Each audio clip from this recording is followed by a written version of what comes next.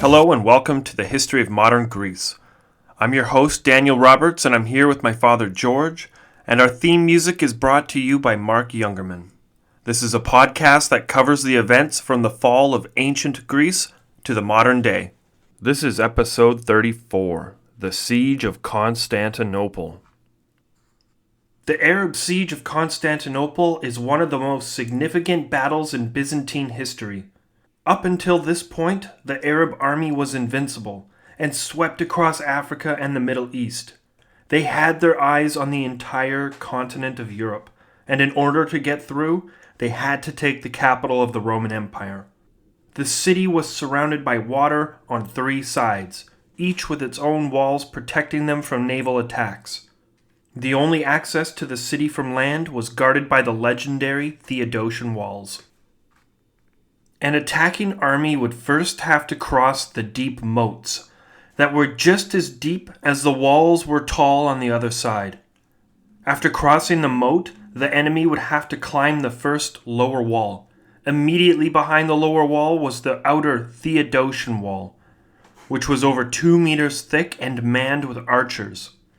If the attacker managed to get through the outer wall, they were then faced with the inner wall, which was over 40 feet tall and lined with towers. The most logical place to invade the city was from the sea, which had its own giant walls to protect them, as well as the Byzantine warships. From 674 to 678, the Arabs laid siege to Constantinople with their ships and armies. Every winter they fell back and regrouped, just to do it all over again the next spring. No matter how hard they tried, the Arab ships couldn't get close to the walls. The fortifications surrounding Constantinople were unlike any the world had ever seen since antiquity. Now, how were the Byzantine warships able to repel the Arab navy? With a secret weapon called Greek fire. Greek fire had been around for over 1,000 years by this point.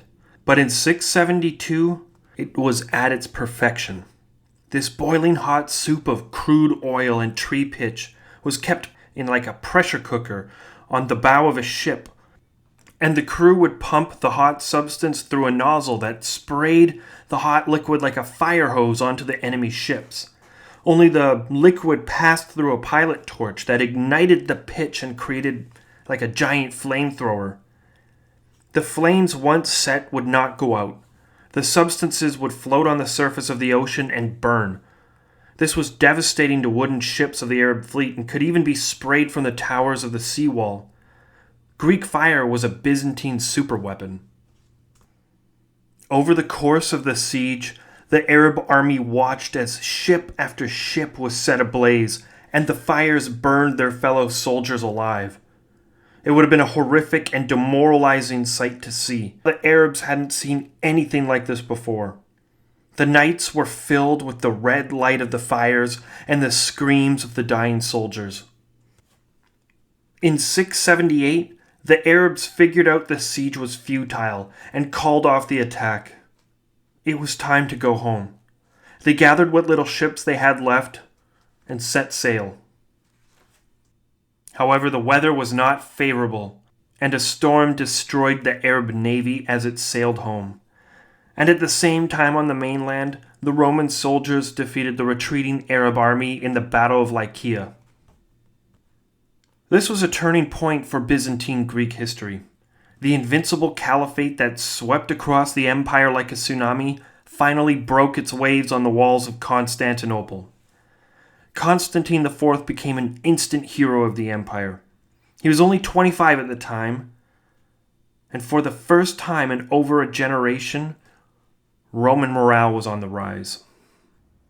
In 679, the old Caliph Umayyad agreed to a peace treaty with the Roman Empire, which allowed the Romans to keep most of Anatolia and the Aegean Islands.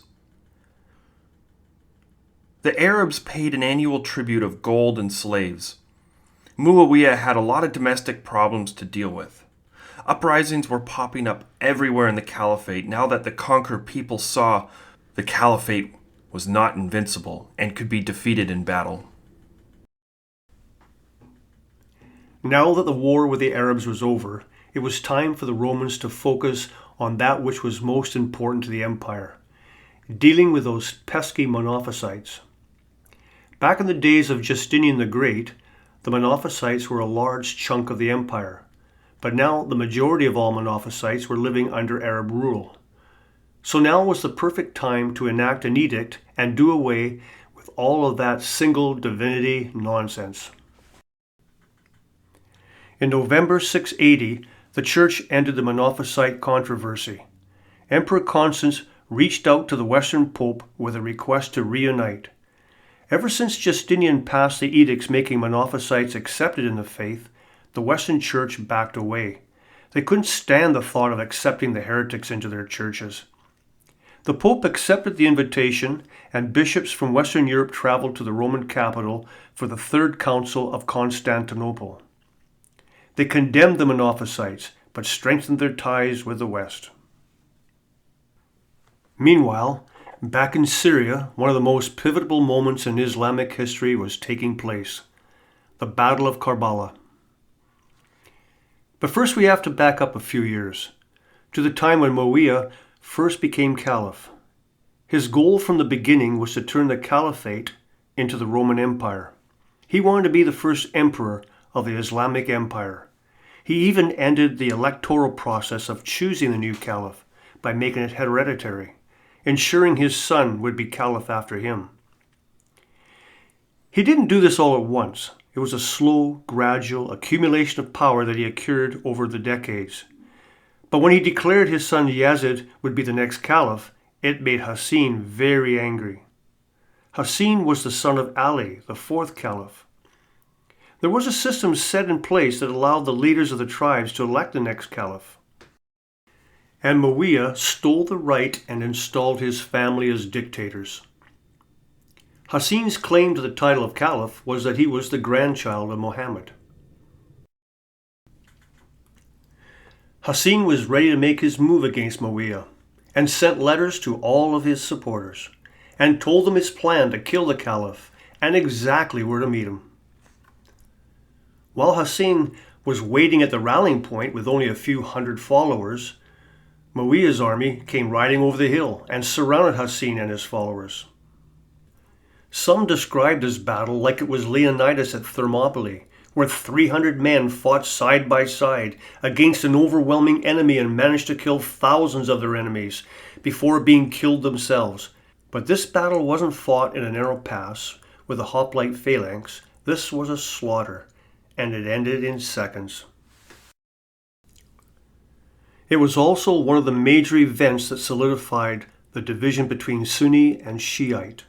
This is a very sensitive topic, and we will cover it very carefully. The Sunni and Shiite divide started here in 680. The word Sunni derives from Sunnah, teachings and actions of Muhammad. Be like Muhammad, act like Muhammad, and that is all that matters when choosing a successor. Shiite literally means followers of Ali, and they believe in the dynasty of Muhammad. Even though the dynasty technically died with Hassan, the teachings of one caliph to the next can continue through lineage. This makes the whole Umayyad dynasty ironic. The Umayyads were clearly a dynasty, yet they were also Sunni, and Sunnis reject the dynasty of Muhammad. When Muawiyah died in 680, his son Yazid became the sixth caliph and triggered a civil war. Yazid is considered to be one of the most hated men in Islam, mostly because he slaughtered Hassan in the Battle of Karbala. Nobody liked Yazid, and the tribal leaders demanded the caliphate go back to the tradition of the caliph being elected. Abd Allah bin al-Zubayr vowed to remove Yazid from his title and gathered his men to do so. In 681, Constantine IV was a hero among the Romans. He was the first emperor to win against the Arab army. He also settled the religious divide among the empire by ending monothelitism. He was known as the new Constantine the Great. Feeling invincible, he decided to turn his attention towards the Bulgars. And this was revenge for laying siege to Thessalonica the moment Muawiyah attacked Constantinople back in 672. However, in the first year of his campaign, Constantine fell ill and had to return to the capital. Before Constantine made it back to the capital, the Bulgars attacked and utterly defeated the Roman legions in a series of battles along the coast of the Black Sea. The defeat was so bad that the entire province of Moesia was lost to the Bulgars. There was officially a new player in town, and they were well established south of the Danube. Without the protection of the Danube, the Romans were never safe from Bulgar attacks again. Moesia was the province north of Thrace, in modern-day Bulgaria. And as you can see, they weren't leaving, and they're still there today. Until now, Constantine IV technically had two co-emperors, his younger brothers Heraclius and Tiberius. He needed to secure his dynasty, and they were a threat to his son Justinian. Now, he couldn't kill them. He could, but he chose not to. Instead, he had their noses slit, disfiguring the princes, making them unfit to be the ruler of the empire. No freak, cripple, or man of weakness could successfully rule the empire. This rule wasn't written in stone, but it was a long-practiced belief. In 683 CE, Yazid, the sixth caliph, died. News spread to Ibn al-Zubayr, and he established his new caliphate in Mecca, in total defiance of Umayyad II, who was Yazid's son. Now there were two rival caliphates growing, and they were gathering support from different factions within the Arab Empire. This triggered the Second Civil War in the caliphate. In 684, Ibn al-Zubayr sent an army to Damascus to crush Umayyad II and destroy the Umayyad dynasty. This led to years of bloody civil war within the caliphate, which provided the Romans the time needed to regroup and consolidate their forces. In 685, Constantine IV died of dysentery at the age of 33. Now there's a mosaic of him that makes him look very, very sick. And for someone that young to look like that, it's very possible he had cancer or some other terminal condition. And it's also important to note now that Byzantium, or the Roman Empire, is substantially smaller now. And it's more or less Greater Greece at this point.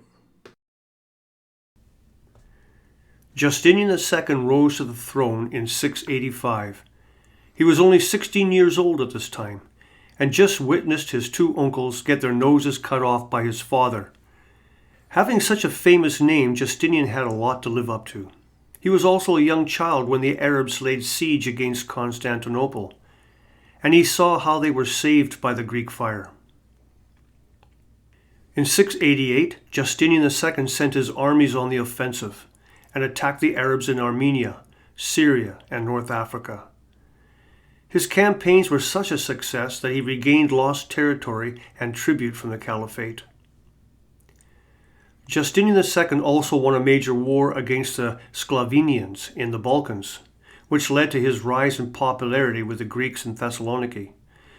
He also relocated Sclavonian populations from the Balkans into the wasteland that had become Anatolia. For the last 100 years, Anatolia had been the front lines of the Byzantine, Sassanid wars and the Arab conquests. No one lived there anymore, and the farms were pillaged and abandoned. But this move angered the people in Constantinople. In 692, a war between the Caliphate and Romans broke out in Anatolia. The Romans saw a weak enemy, and they were going to take advantage of them. While Justinian's army pushed the advancing Arabs back, he passed a series of religious edicts that would be canonized into orthodoxy. Many of these practices were simple rules and conduct of everyday life, but several edicts banned practices that had an inkling of paganism. The fact that he had to pass these edicts now meant that there were still pockets of Greeks worshipping Zeus and Athena at this time.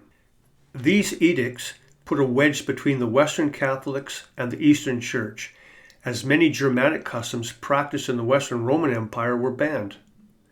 Many of these edicts are quite silly and don't make any sense to us today, but for some reason, everybody thought this was a really big deal back then, such as, should you mix your church wine with water, or should you drink it straight? Can you eat eggs on a Saturday during Lent? Can you own a whorehouse? Justinian banned acting, gambling, and dancing, claiming them to be unchristian, and that move angered a lot of people. In 695, Justinian II was overthrown from the imperial seat. The major reason for his deposement was his stance on defending the rights of small farmers over the rights of large landowners. Leontius became emperor, and he represented the large landowners. He removed Justinian from power and cut off his nose, ensuring that he would never be able to return to the throne again. Justinian II fled to Crimea, where he befriended a local abbot. He apparently had a big mouth because word spread back to the capital that Justinian II was plotting a coup. So a Roman detachment was sent to deal with him. Now Justinian fled into the Khanate of the Khazars, which is north of Crimea in modern-day Russia, and he later married a Khazar princess and renamed her Theodora II, making his return to Constantinople that much more significant. Justinian would spend a total of 9 years in exile from Constantinople. Meanwhile, back in Constantinople, the new emperor Leontius was losing the war against the Arabs in North Africa and became extremely unpopular within the empire. In 698 CE, Tiberius Apsamar usurped Leontius and ruled the empire for several years, and somewhat successfully too. He might not have had the lineage of the emperors, but he had a very effective foreign policy that rebuilt the empire's strength. He won several victories against the Arabs and regained Roman territory. Had he remained in office, there's no telling what accomplishments he could have won for the empire.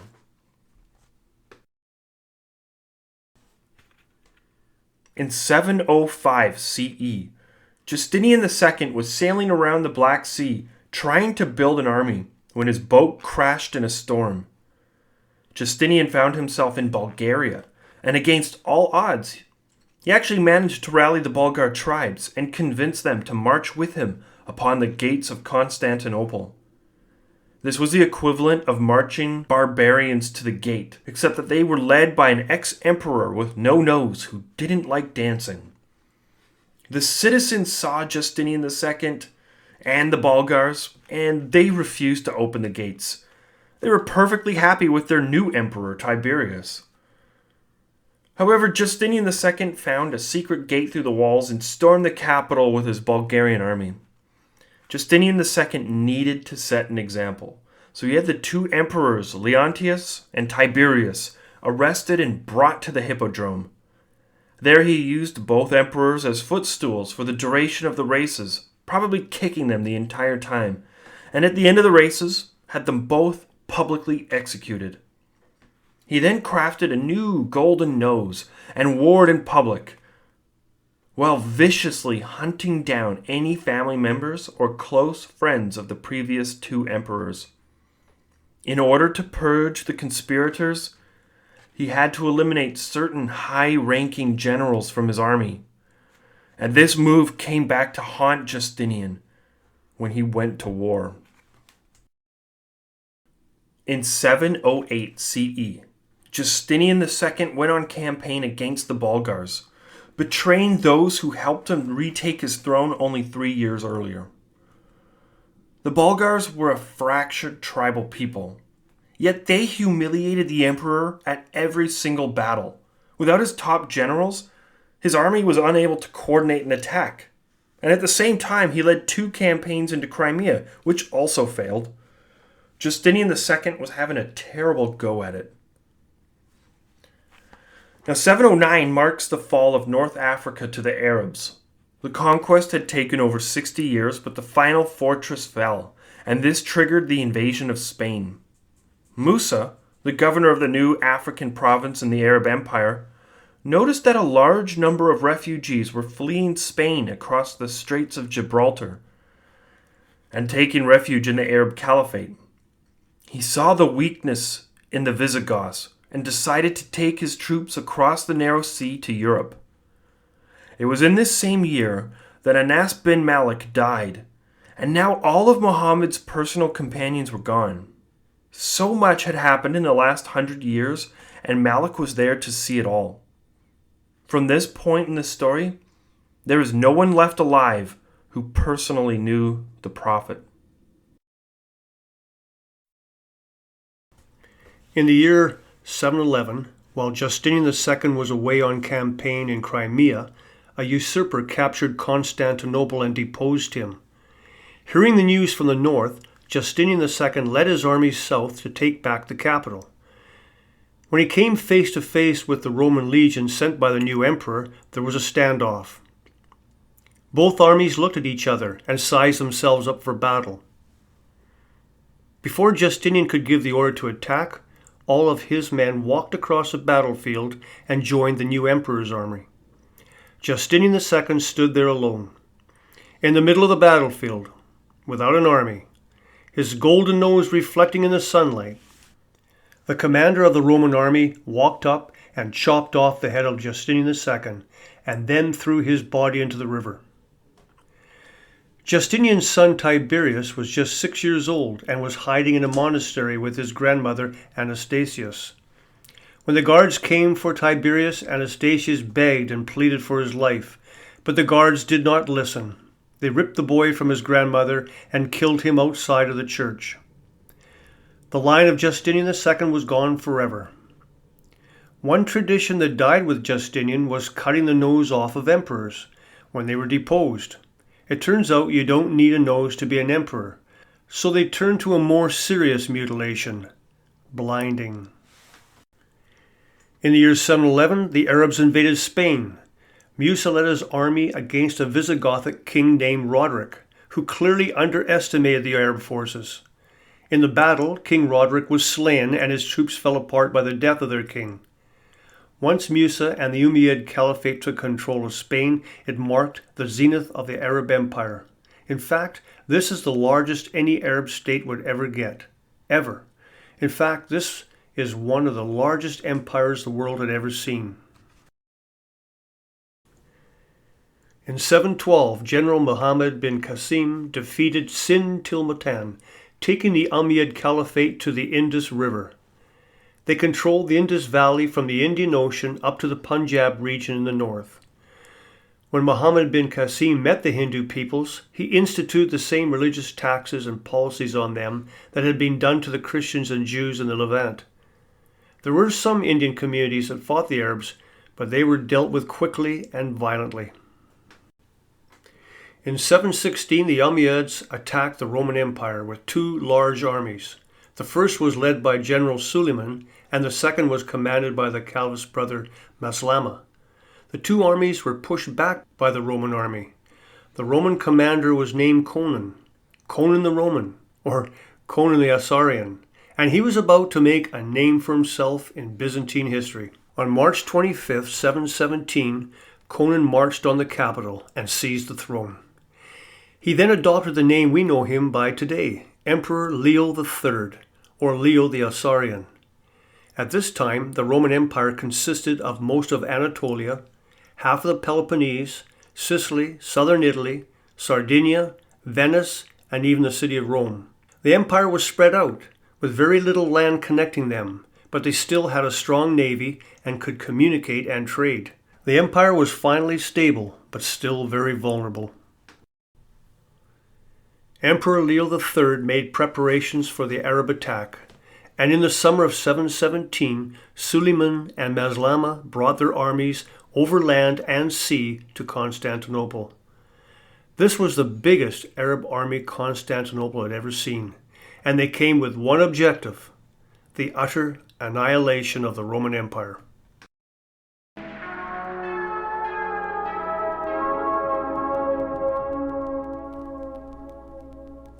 The Arab fleet landed in Thrace and marched to the Theodosian Walls, completely cutting them off from any land reinforcements. The Arabs built fortifications outside of the city and prepared for a long siege. Tens of thousands of Arabs camped within eyesight of the Roman legionnaires, and they never went away. If you were a young Roman soldier stationed on the wall, you would have been terrified. There was a sea of enemy soldiers camped outside. It was impossible to leave. It was impossible to receive help. The Arab navy was bigger now, and they had sailed right up the Bosphorus and surrounded the great city. This was a terrifying moment for the Romans. This was the biggest army they had ever seen, but Leo III was ready for them. For the last 40 years, they had been stockpiling Greek fire, getting ready for this very moment. He had small vessels equipped with Greek fire and plated with metal to prevent them from catching. The Romans set the entire sea on fire, burning the Arab ships as they approached the walls. If they did get too close, the fire cannons mounted on the city walls sprayed more Greek fire on any poor soldier who tried to scale them. The Arabs would launch large waves of attackers in hopes to overwhelm the fire cannons, but every time a ladder was placed on the great walls and Arabs tried to climb them, they were sprayed with more fire cannons. The men who died screaming during those raids were in the thousands. The siege from the sea was held off at every attempt, and as the winter settled in, the Caliphate had trouble mooring their ships, and most of the fleet was washed against the rocks and cracked their hulls. Now, if we refer to the Greenland temperature chart, this is the coldest the world has been in thousands of years. The Arabs, camped outside of the Theodosian Walls, felt the cold frost of winter, and disease spread throughout their ranks. And to make matters worse, it was an extremely bitter winter in 717. The ground froze, and snow covered the land. Famine spread through the ranks, and some of the Arabs even resorted to cannibalism. They were dropping like flies to the cold, hunger, and disease. In the meantime, the Roman soldiers on the wall had enough provisions to last several years, and they watched the Arabs suffer while they ate and stood by warm torches. It was the worst condition the Arab army had suffered through during their entire reign. The winter was harsh, but reinforcements were coming from Egypt and would arrive at Constantinople in the spring. Unfortunately for the Arabs, the slaves rowing those ships were Christian slaves, former citizens of the Roman Empire. So as soon as they saw the great city of Constantinople, their motherland, they deserted, leaving the ships unmanned.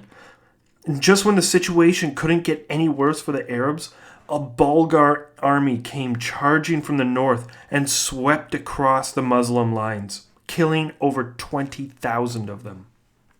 The sick, cold, and starving Arabs tried to flee, hundreds of thousands of them, but the Bulgars cut them down from horseback. Maslama ended up escaping across the Bosphorus into Anatolia, where he marched the surviving soldiers back to Syria.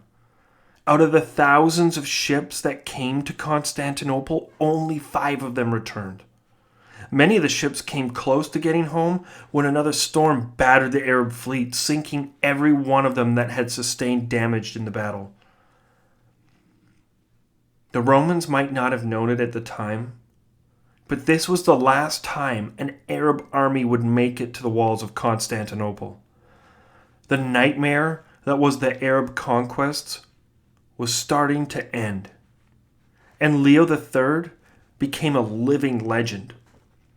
He was the emperor who defeated the Arabs. From this point forward, the Arab Empire would be in decline, and slowly smaller states and emirates started to form in its place.